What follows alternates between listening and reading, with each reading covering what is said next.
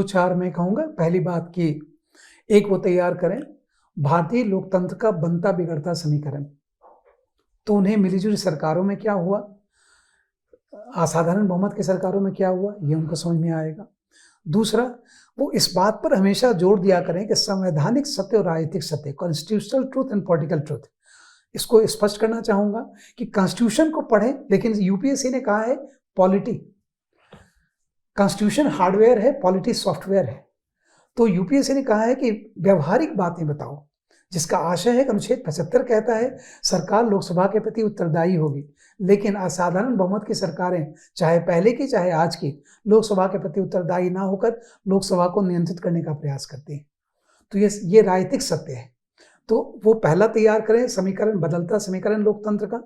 दूसरा तैयार करें संवैधानिक सत्य, राजनीतिक सत्य का।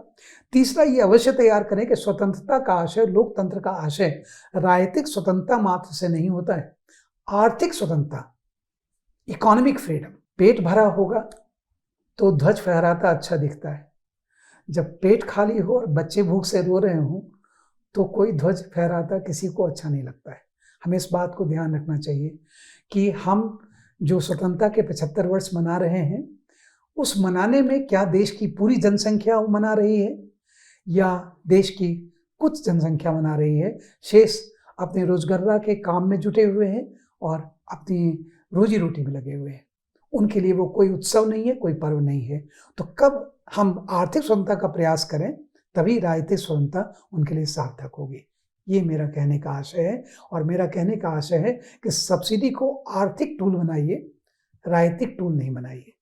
नहीं तो निर्भरता बनी रहेगी सब्सिडी पर, और अगर आप किसी को बराबर पकड़ के चलाते रहेंगे तो डॉक्टर भी कहता है छोड़िए इनको, नहीं तो ये पकड़ के ही चलेंगे, ये खड़े होकर नहीं पाएंगे। डॉक्टर भी अगर अच्छा डॉक्टर होता है तो सहानुभूति के साथ साथ वो ये भी कहता है आप खड़े होइए, मैं हूं यहाँ पर, लेकिन खड़े होना सीखिए, पकड़ के चलना मत सीखिए, नहीं तो करके आप पकड़ के ही चलते रह जाएंगे। हम पकड़ते रहें लोगों को, उनको स्वतंत्र चलना सीखने दें, ये बहुत जरूरी है। What is called vote bank politics.